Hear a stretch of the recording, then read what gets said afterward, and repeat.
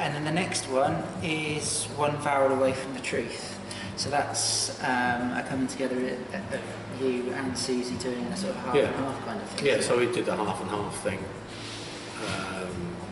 Just because we'd had a Groovy album, we'd had a Suzi album, now let's do the two together. So it's a bit of a change again. Yeah, so we recorded that at State again, but this is the first one we put out on our own label. Only on CD, this one. But one day I will put it on vinyl.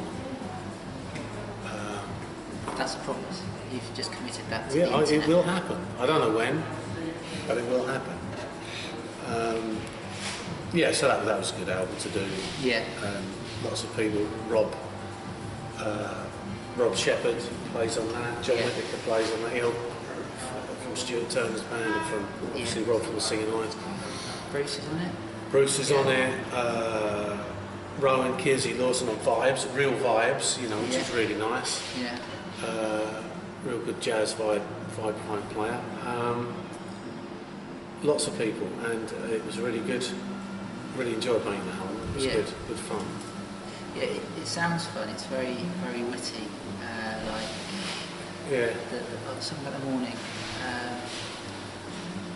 There's a bloke down the street who's I think is a racist. His brother likes Oasis. Right, that line, yeah. Got my beady eye on you. I love that line. There's a fellow on the corner and I think he is a racist. I know his brother pretty well. He was a big fan of Oasis, but I'm not inclined to agree. I've a mind of my own, and your hate isn't mine. I got my beady eye on you. Oh yeah, that was good. I'd had a bad day. So, I mean, some of the best things come out when you're really, and then you write it all down. They look at it later when you're feeling better, and you go, "That's quite funny." And so it was one of those, Yeah. But I like that. I like that album. It's got a good sort of heart to it, really. Yeah. And then after that, we've got Persuaded, which was recently described by Stuart Turner as shit. No. Sorry, cut. As a Bond themed album.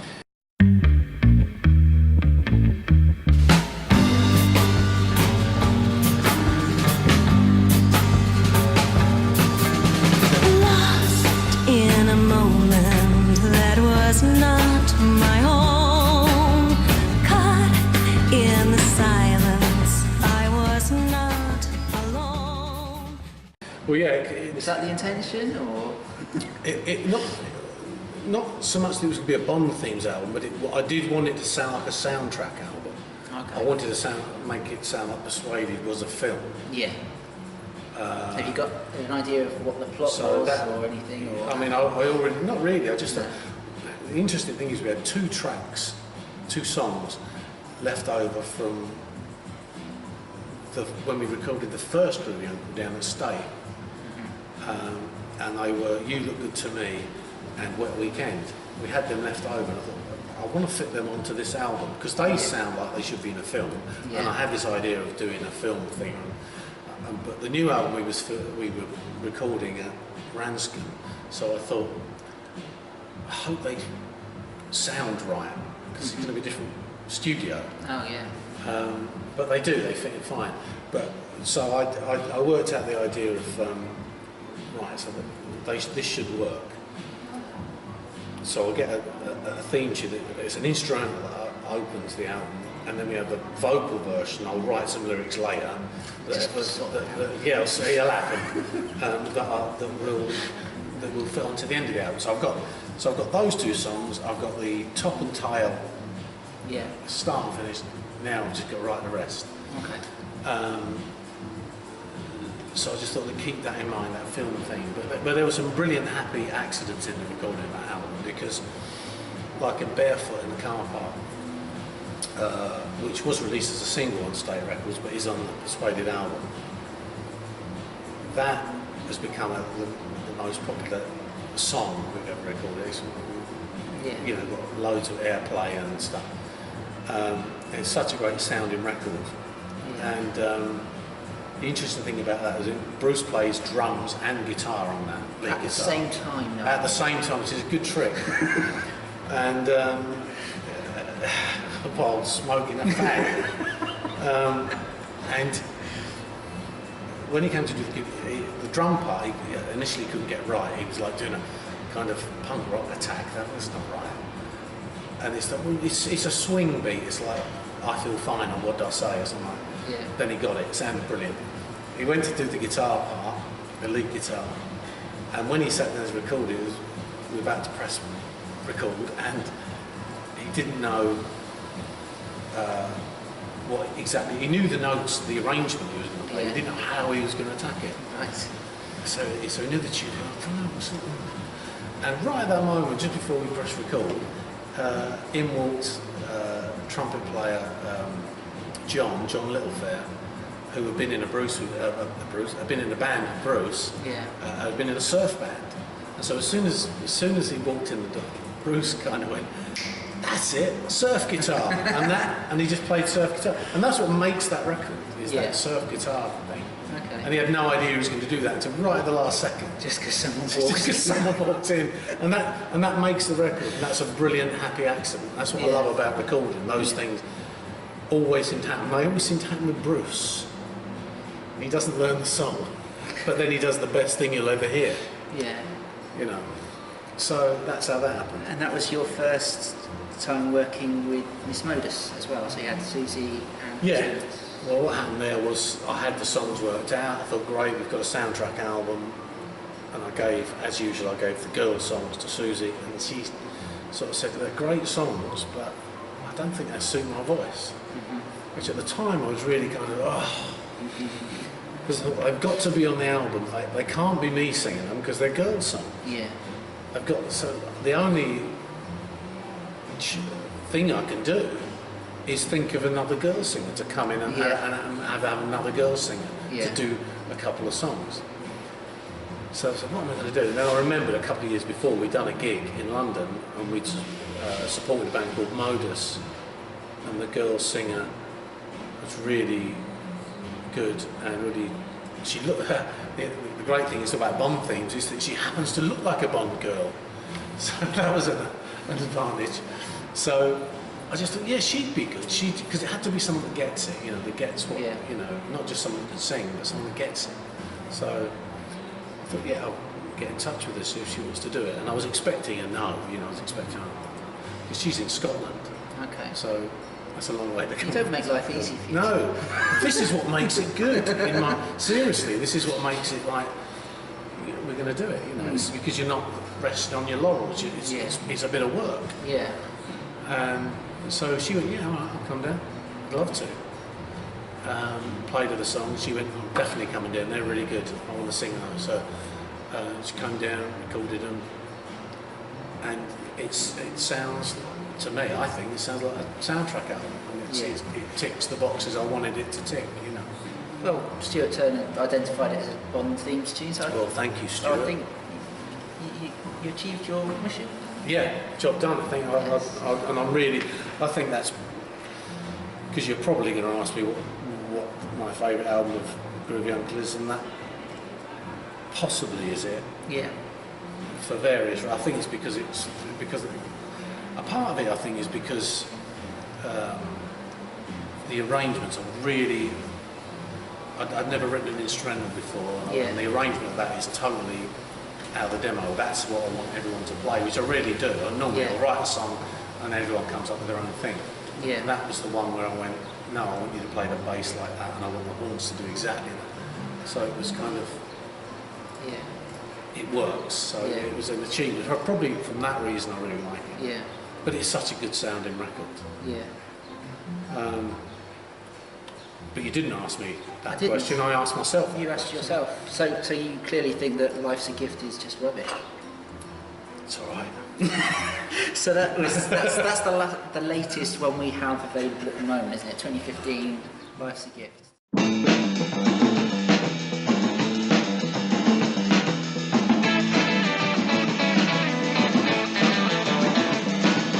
Everybody's running for the train like they're gonna miss a trip.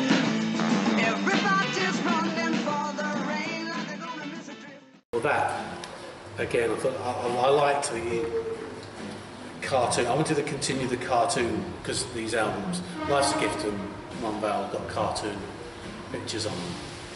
And Persuaded has on the back. And I like this idea of us being a cartoon band because we don't play. Welchies or gorillas. Yeah, because we're not a real band. We don't actually exist.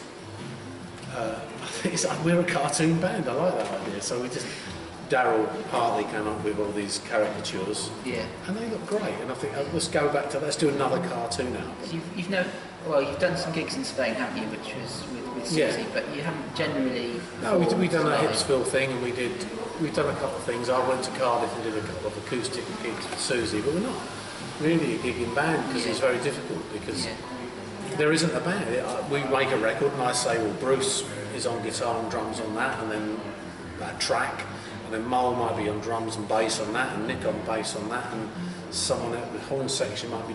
It's not the same people all the time. So there isn't. We make records. You know? Yeah. There's a difference. Yeah. We're not a band that's got a live set and we go into the studio. No. We're just a bunch of people that have got nothing, and we go in the studio and go, oh, let's make a record. It's a different thing. It's a different art form, really. I think.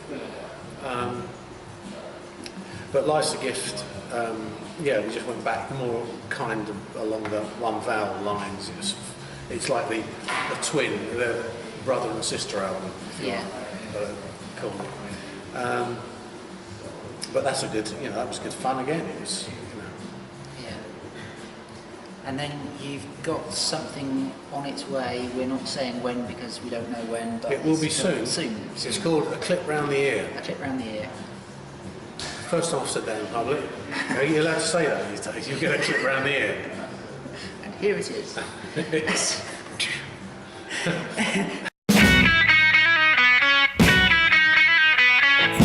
Parallel the Quim feed, one vacid nutcake. So, what can we expect from that? well, you can expect from that. It's me and Suzi again, 50-50. It's going to be on green vinyl and it's going to be on CD. And this album was inspired by, but it kicked Your off. school days? Not so much. It was partly that, but it kicked off. I was talking to my parents about their childhood. I was interviewing them like this, and I just want to know their memories of when they were growing up. And it was around the time I was thinking, what am I going to do for the next record, or a new record. But anyway, this was just like a family, just talking about family stuff. And my mum started saying about, when I was a kid, we used to have the toffee apple man came round, and the milkman, with his awesome car and all that, and they were talking about because they remember the day war broke out and all that. And they talk about these different people that used to come door to door, and of course there was there's the mobile greengrocers coming, and of course there was the oil and colour man came round, and I hang on, what was that? The oil and colour man? What's that?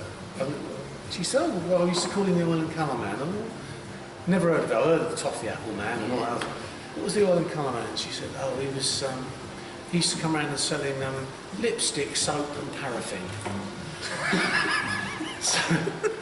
And I just, immediately I'm thinking, right, I know where my new record's starting. Oil and colour man. I've got so I straight away, just the name on it, I just thought it was hilarious. And so I thought, I'm going to write a song called Oil and Colour Man. I thought that'll happen.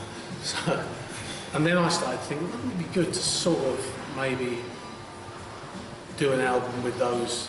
It's not a story. It's not literal about, not literally about what happened or actual events. It's just based on a little like that. Someone says something, you think, oh, it's Oil and Colour Man. Yeah. And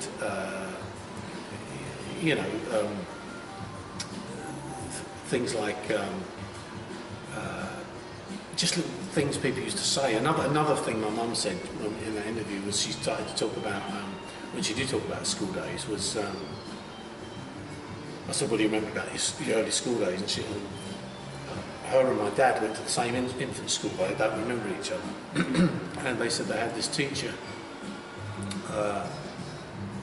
called Mrs. Saywell, and she used to come in, and this shows how long ago it was, because there would be an open fire at the front of the class.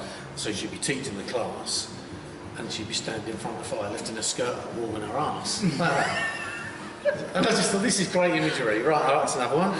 So I wrote a song called Mrs. Say Well Says. That's the opening track on the album. Okay.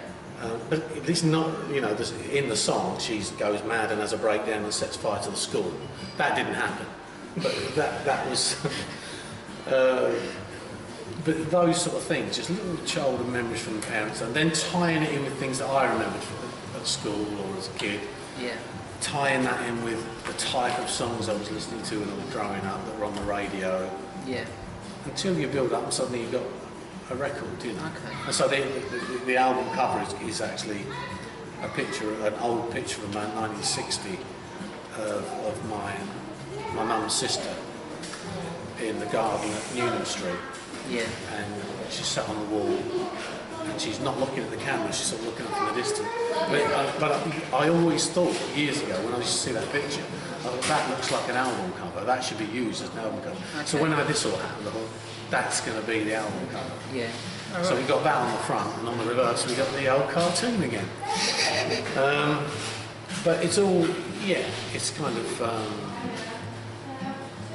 it's not a concept album or anything like that, but it's based on some childhood things. You know? Yeah. Kind of varying the direction. Yeah, and we've got James Worth on as well, doing a bit of, you know, Jim Hand of Stabs. Hand of Stabs, and he does a brilliant bit of madness on the Oil and Coal Man. He is the Oil and Coal Man. Okay. Brilliant. So we can expect that in the next couple of months or so, out soon. And it will be on, it'll be on limited edition vinyl, it'll be on CD, available from me. Excellent. Brilliant. Well, it's been fantastic meeting with you and eating lemon cake with you. Yeah, that was good lemon cake. And good coffee. I might have another one. Yeah, do that, yeah. Anyway, thanks for the chat. Pleasure. And look forward to listening to the new album. So am I. Thanks. Cheers.